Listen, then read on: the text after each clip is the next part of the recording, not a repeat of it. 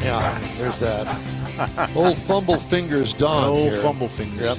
Hey, it's the award-winning Wheel Time Car Talk Show today, coming to you from our Dual City studios in Texas, USA. Just ahead, Dyno Day at the Community College. All right.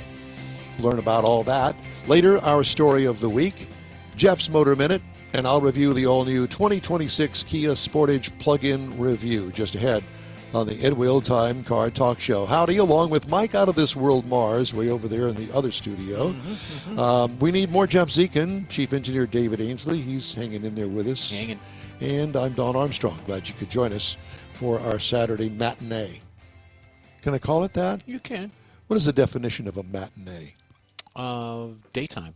I thought it was the afternoon show. Yeah, afternoon would be a matinee. Well, it's funny because we always used to call the... You know who would know? George would know. Yes, he would. George has been in theater. Is born and raised in the... Dad was the general manager of the Metropolitan Theater in downtown Houston years ago. Hollywood and all that. What's the definition of matinee? I just told you. I know you did. Is a musical, dramatic, or cinematic performance held during the daytime, typically in the early to mid-afternoon. Well, there you go. Kind of like Michael. not this show. Yeah. We're not a matinee show. We're pre-matinee. We are. We're always pre-something. Pre-something. Yeah. Mm-hmm. Premature matinee. Okay. Do we have our guest, Mr. Mars? No, I just texted him. He was supposed to have been here 5 minutes ago. Yeah. Oh, boy. Well, it seems to be the theme of the day, doesn't it? The theme of the day. Well, he was here. Oh, here he comes. Dun, dun, dun. All right. Well, Ta-da. for non-broadcasting people, it really doesn't make that big of a deal. But for broadcasting people, when you say 11 o'clock, then, that's 11:00:00. Austin Maness, we're giving you a bad time. Hey, Yeah. Okay, Mr. Mars, we're going to let you deal with that. And comes from somewhere you're not supposed to. You got to. Well, you need to go outside where you can get a signal on your cell phone because you're breaking up really bad here. If you don't mind, I'm gonna text him. I'll be right back. Well, there he is. Austin, can you hear it? No, he's gone. He's gone. Oh, yeah, there he is. Try it. All right. Austin, are you there? No. All right. Nope. So there he is. let's do Jeff's Motor Minute, shall we? Okay. Well, here the Motor Minute. Did you eat in your car? Do you have snacks? We or always do. French fries or anything Yeah, like that? always. Hate it. I'm not a eating in the car kind of person. Kathy does. She eats, she'll snack. I know, because you're what my mother used to call a clean finger. Well, all 10 fingers are clean. I know. Excuse me. Can only So, imagine. do you know what some of the worst ones are? Well, they're kind of mixed up. But, All right, well, please. one of them is a sandwich. It's a classic road trip lunch, endlessly customized. You prepare it in advance, won't spoil in some cases.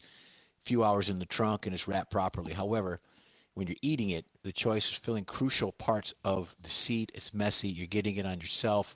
You got stuff on your hands. Now, I've occasionally done that. You're at Buc-ee's and you get one of the sandwiches and you're eating it. Oh, yeah. And you got that cranberry turkey dripping all over your pants. That's exactly what they mentioned cranberry turkey in this. Hard candy. It's usually popular. Do you know that there's a choking element in that? Of course, yes. So that's one of them that you really shouldn't do.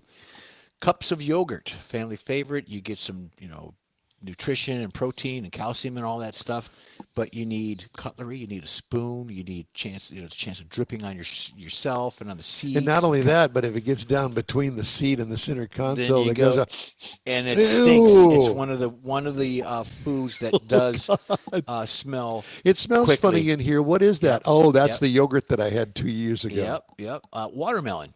Don't eat watermelon while you're driving because it's liquidy, moist, wet, seeds. You get it all over yourself. It drips in the seat and everything. And my favorite, we're all going to see this, hard-boiled eggs. Very tempting. Oh, listen. A road trip. And you know what? In about 10 minutes after you eat it, you get another treat inside the car. They're high in protein. Take a little preparation, and in general, keep the whole family happy, even when eaten cold. However, you might be left regretting the decision to fill the lunch bag with eggs once they're a few hours into the journey. Can I confess something? Go ahead. I had 2 daughters in the car most of the time. And I had a button in the Suburban that you could lock the roll down Oh, yeah, windows. I can still do that. Yeah, and I used to have lots of fun in the car. Eating hard-boiled eggs. Yeah, eating hard-boiled eggs and then And not, beans. not allowing them to roll down the windows. Dad, oh my God, Dad, oh my God, in the back seat. So don't canned fish. Especially tuna Oh or salmon. Lord, Yeah, yes. don't do that. I got a guy that I work with at work.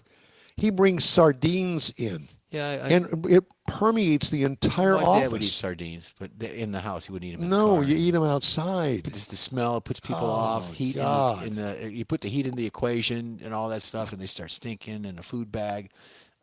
So if you're eating fish in the car, be aware that it's not a good idea. What I a just don't great eat in the idea! car in general. Sardine drive-through. Sardine and hard-boiled eggs. That's my. You got anything for the trip? Yeah, sardine. Might as well have some broccoli in there too. Listen, I think we got yeah. Austin ironed out. Okay. We didn't. He did. So, Must have. There you go. Austin, did you go outside? Yeah, I did a little technical switching up on the phone, so hopefully that works out a little bit better. Well, it Sounds does. good. Sounds good. So Austin is our guy for our interview here, is the director of the Carol Shelby Auto Institute and Northeast Texas Community College Dyno Day event. All right.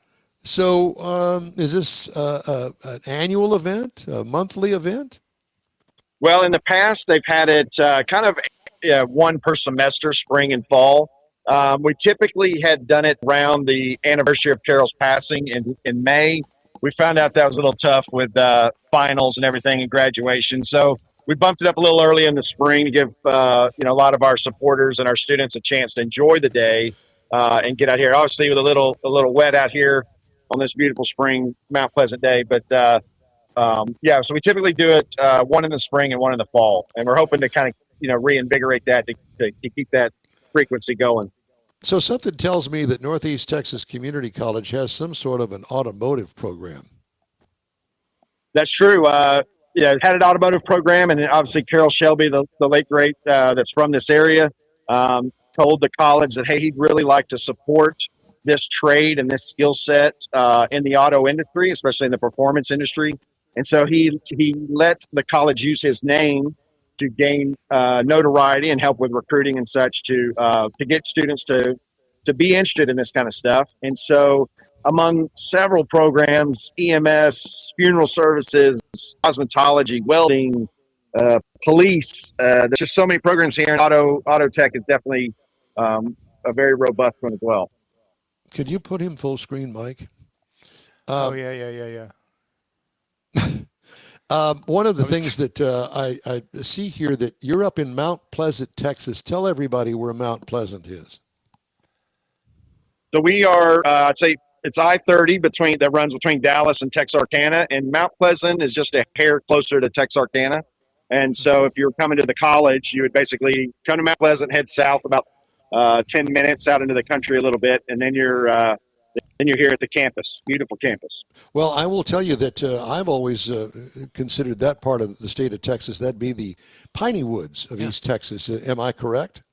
Yes, sir. There's definitely some beautiful pines here. And the farther west you go, they tend to thin out. By the time you get to Dallas-Fort Worth, you just see a few left.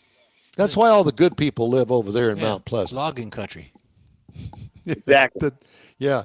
So we've got viewers, listeners of our program that have no clue what a dyno day is.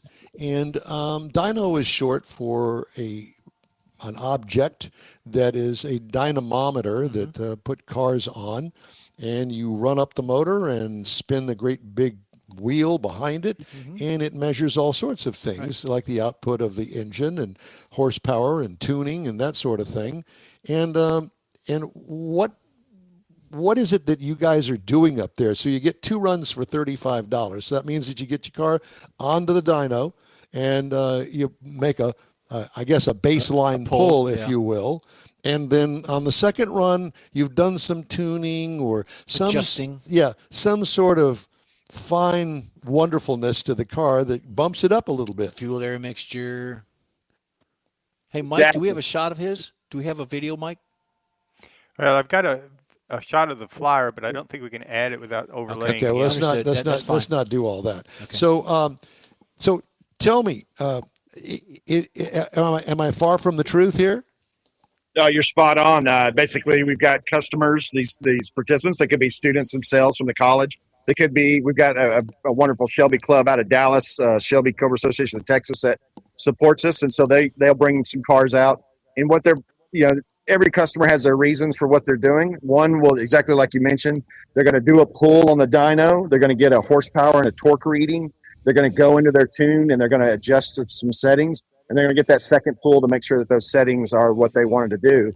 Then you've got the folks that are just, hey, I just like to know what my car does. I never really understood the horsepower and torque, outputs of this, and I just want to see what it does. And then some people just want a picture of their car and hear it rev up really loud, and so it's that the audience loves to see that. And so, we have it set up, but the main purpose of the whole thing is to highlight what the students are doing here, Absolutely. what they're learning, how they hook up the cars, what they're testing for, they do a tech inspection of every car before it gets on the dyno. And so the purpose of the Dyno Day is to showcase what they've been learning and to show donors and community members, hey, this is what's out here in the Piney Woods, and you need to be a part of this. Okay, well, it just is. I've got to say this because I watch the videos on Reels and on YouTube, and every once in a while I run across one that mesmerizes me. So and most of them are diesels, and they'll put a diesel on a dyno and they'll rev it up, and it'll either be a runaway or something goes haywire, and they wind up blowing it up right there in front of God and everybody, and you're going, holy Toledo. And that was the question I had. Is this open to any vehicle or just Mustangs? So specifically for our dyno, it has to be a rear-wheel drive vehicle. There are dynos that exist for all-wheel drive or front-wheel drive vehicles, but ours specifically is meant for a rear-wheel drive vehicle, which is what most people have. They're driving around in their garage. I would love to have the all-wheel drive, but that's a few more tuition payments before I can order one of those. Yeah, and to Don's point, what's the liability if something like that does happen to a vehicle? So, there's clear instructions for the participants on who owns what. Obviously, if the dyno has an issue, that's on us, and that's why we take very good care to make sure that all the equipment's functional before our day starts. If the driver does something like drives in a car that's, we don't let it on the dyno, obviously, if we've had seen some technical problems during the tech inspection. And so, unfortunately, we'll turn people away and say, hey, man, I'm not going to take your money, but you definitely want to go get this checked out. I can't put you on the dyno if you've got a large bubble on your rear tire or if your drive shaft's leaking active grease. So there's things like that we take care to basically it's risk mitigation, just to make sure that we're here to have a good day. We're here to, help the customer out, but at the same time, safety is always paramount to anything we do. I like that. Risk mitigation. Mitigation. So have you ever had any that you thought that the risk was mitigated, but as it turns out, it wasn't so much mitigated and the car blew up on the dyno? That has absolutely happened, and I've seen it at dynos just at regular mod shops where maybe the customer wasn't forthright with what maybe they had under the hood, or maybe they got some bad fuel. And when that engine pops, and then everybody's like, "Oh no!" or they blow a coolant hose and leaks all over the floor, and then of course that stops everything, and we got to clean it up. And so that's a bit embarrassing for the vehicle owner. But like I said, we minimize those by making sure we're checking them out before they get on the dyno. Okay, so I've got a 2001 stock Corvette C5 with a 6-speed manual transmission. Nothing fancy. We don't blow the tires off of it. It's only got 36,000 miles on it. It's a nice, sweet car.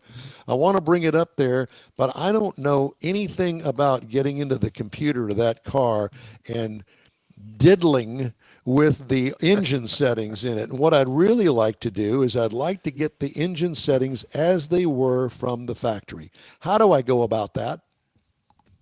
So you're trying to return the settings to the factory settings? Yes. Yeah. Okay. Reboot it. Yeah, and that's easily doable.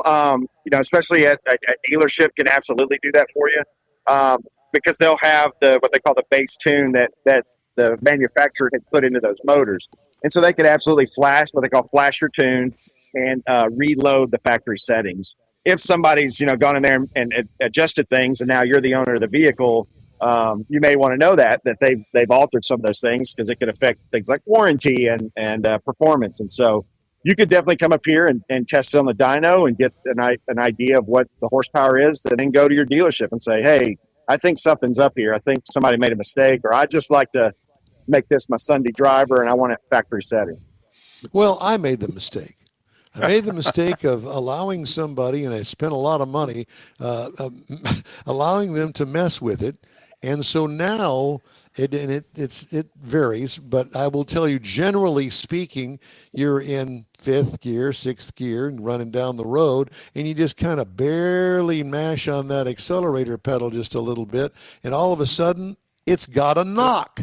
In other words, it's been advanced too much, in my estimation. Yeah.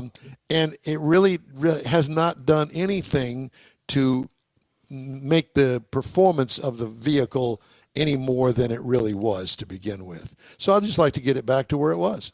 And I'd say start at scientifically speaking, start at zero and work your way back to where you want to be. Yeah. Well, like you said, go to Chevrolet. Well, I'm not going to go to Chevrolet, but I'll go to somebody that has that flash program that they can stick back in there. And I'm sure that there's an aftermarket for that, is there not? I'm sure most of the tuners that you can buy, SCT, Engage, HP tuners, like a lot of those, you'll be able to kind of, and most reputable tuners probably, work on a car like that, and they have that flash tunes, that manufacturer's tunes saved on their device. Particularly at 2001. I mean, that's old enough. I would think any proprietary is gone off of it. Well, that and the fact that I don't want to tout the fact that it's a 2001 ancient old beast, but I love it, and so don't put yourself down. Yeah. Well, there is that. So today's event, which is going on right now, 9 to 3. Do you have cars lined up out there to get on the dyno? At first I thought, well, this rain's going to keep it down. But I tell you what, we got a parking lot full of cars. We've got actually a Shelby GT500 just got loaded on the dyno. We've had a Beamer, like an M3 BMW was up there. We had a Miata that pulled about 170 horsepower. Pretty impressive. But yeah, we've got some Mustangs out here, and one's just starting up. How big is your shop? Austin, you're using your phone. Can you turn it around, turn to the other camera, and kind of point it? That way we can see it a little bit better. Yeah. Well, there you go. How many students do you have in the automotive department up there? It sounds like that's how many students. We have around 70 students, and that's a combination of folks that are they walk up here and they say, hey, I want to go to this school and I want this program, and then which is like certification and associate's degrees. And then we've got, I'd say 50% of our population is dual credit students. So they're high school students and they're juniors and seniors, and they come up here and do some automotive classes, and they get credit for both their high school and their college. And we really love those kids because they come in here and they're obviously looking forward to advancing their education after high school. Man, this sounds something that was right up my alley back when I was in high school. So maybe perhaps you've got some sort of line on places to stay, weekends, whatever the case may be. I mean, I've given anything to do something like that when I was in high school. Absolutely. And I remember when I showed up to Texas A&M about 1 million years ago, and I had 0 credit hours walking into it. And I had all these peers and classmates that are like, oh, yeah, I've already got 30, 40 hours. Like, how is that possible? And they said, dual credit, man. And I thought, man, what an opportunity. Well, so there is a way. And I guess that you or a professor up there that knows the ins and outs of this, they would be able to guide you into something like that. Absolutely. And for a high school person, their favorite, or I'd say their most useful that they can talk to is their local kind of they've called them different things over the years. I call them, high school guidance counselors. But there's a career counselor that will basically sit down with a student and say, hey, man, what are you looking to do? And that is the person a student would want to leverage to say, hey, how do I get into this? I'm really interested. How do I program it? So they would say, well, let me call Austin Maness down there, and I think he's got a slot for you. And so we would work with them and just walk them through like, hey, here's the plan. Here's the classes you need to take to get your certification. And those high school guidance counselors really appreciate it when a graduating high school senior walks away with a certification or a degree, because it really helps their educational funding they get from the state and the federal government. So it's to their benefit. Austin, let me ask you. So does the high school itself have to have a program? No, it's basically whatever the state regulates is what is necessary for a high school diploma. And then our curriculum, of course, is set by, higher levels like state and federal. And so as long as that matches up, and we are flexible, and if it's something that needs to be worded properly or a specific course, we have the ability to kind of set up a class specifically for that high school. Our community college services 4 counties and those high schools that are inside that. And so those high schools, basically, they already are getting the funding specifically to send students to us. But we can take students. Well, Austin, listen, I really appreciate you taking the time to visit with us today during your open house and Dyno Day. That's up there at the Northeast Texas Community College in Mount Pleasant, Texas. Look them up. It's great stuff. Austin Maness, we sure appreciate you taking the time this morning. Appreciate you guys so much.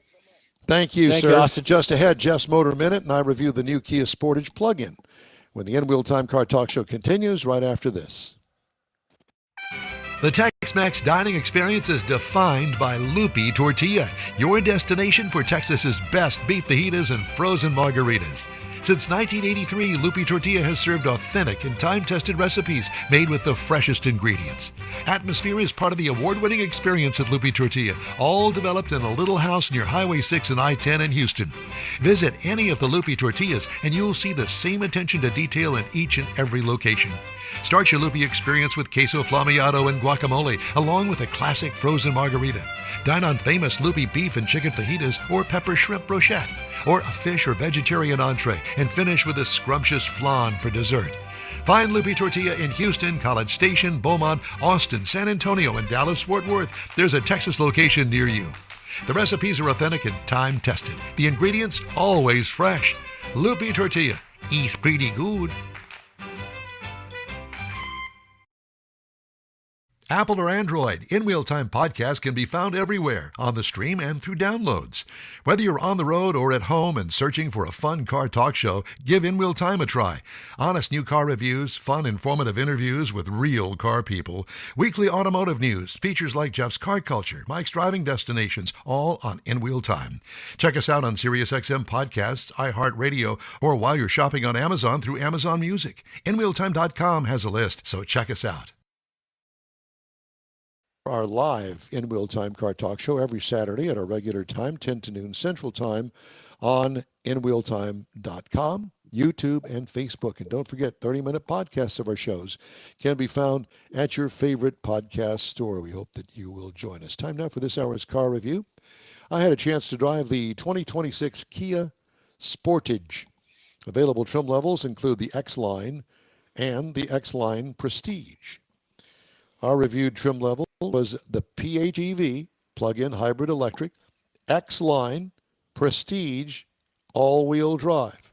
Try to get that on the back of the car. Yep. This is considered a compact SUV. You and I think would most likely classify it as a midsize. It's 95% Korean parts, Korean built, the whole 9 yards. 5 seats in this thing, 2 rows. Exterior changes. This is the 5th generation that was introduced in 2023, but it does have a makeover for 2026, and it's pretty cool. Distinct front grille and lighting look great. Bulging fenders at the wheel wells, like that. Sharp-looking rear glass with a nice sunshade over the window.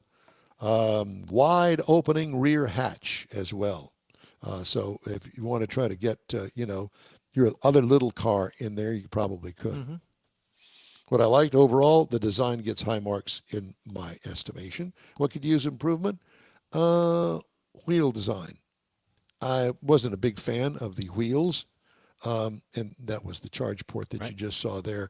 The gasoline port is in a different part of the car, so you don't get the two mixed up. Mm-hmm. Yeah. And I'm sure that some people, well, what is this for?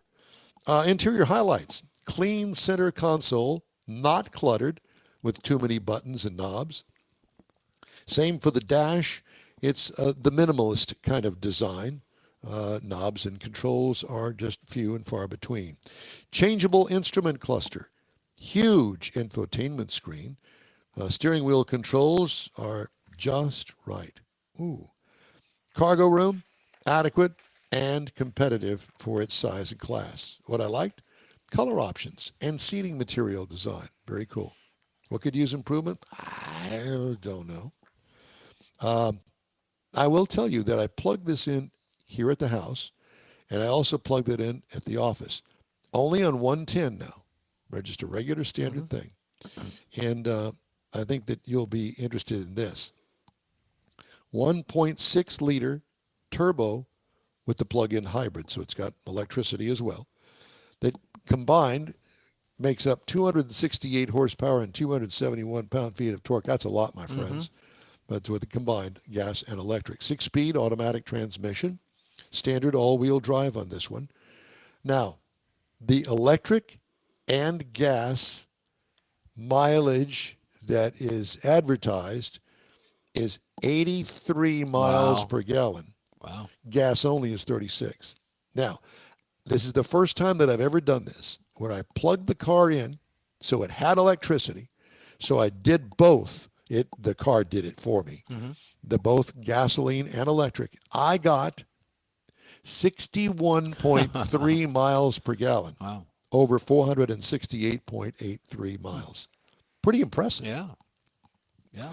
What I liked, mileage. What could use improvement? The downshift needs improvement, and a delayed acceleration. There's a little bit of a disconnect there, but, I'm a 2-foot automatic kind of guy. Yep. Left foot for the brake, right foot and I may have been too fast for it, whatever. Ride and handling, smooth ride, easy handling. This is not a car that's meant for road courses. What could use improvement? Kia did not make the battery weigh down the handling. So it doesn't need improvements, just another thing that I think attributes to look at. Yeah, when you drive the car. Base trim price, $47,190. Price is tested $49,730, but the base model price, $40,490. Competitors, Hyundai Tucson, its cousin, starts at $40,325. Toyota RAV4 PHEV, $41,500. And the Ford Escape PHEV. First, I didn't even know that they made one. And second, the price was kind of astounding to me.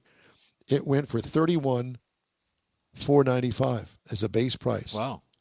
So that would be something that I'd definitely look into. Next week, I'm going to review the Chevy Blazer EV. Especially for the hybrid gas. 31. That's a pretty plug-in good. hybrid. Plug-in Yeah, hybrid, a plug-in hybrid. Yeah, I've really never toyed with that. I just thought, I'm not going to plug it in. Why? That don't have to. Well, I did. I was disciplined enough to plug the thing in, and I was surprised at the mileage that it got. And you say it's how much percentage is where? Korea? 95% Korean. Oh. It's Korean made. It's Korean assembled. So if you drive it and you get out of it 30 minutes later, you want to drive it again? Did I? Is that Mars giggling over there? Just asking for a friend. Why is he even on? Why is he even on? Why is he even on? This was my review, and you have nothing to do with this. You just stay over there and giggle all you want. Giggly. Just kidding. All right. So, Mr. Mars? Yes, sir. What have you got coming up this next half hour? It looks like we still have auto history to do. Yep. Yes, we do. Got I've a been few holding things there back that and I- trying to put it in its right slot today. We got Racing. racing. Yeah, we got racing calendar. We got all sorts of stuff coming. Got some headlines left. Yeah. We got that too. Yeah, we got all that and more here on the In Wheel Time Car Talk Show. If you'd like to get in touch with us, the email is info@inwheeltime.com. And guess who opens it? It's Mars. Yeah. We're back after this quick break. Your car is a direct reflection of you, so don't be satisfied with color fade or a dingy, dull appearance. Get rid of those terrible automated car wash scratches. Gulf Coast Auto Shield is your save the paint company. John Gray and his team of detailing experts can help your car's finish without a full repaint. Searching for real experts in window tint or windshield protection? Gulf Coast Auto Shield. Dash cams, radar detectors, Gulf Coast Auto Shield. Got a new car? Get it protected as soon as you take delivery.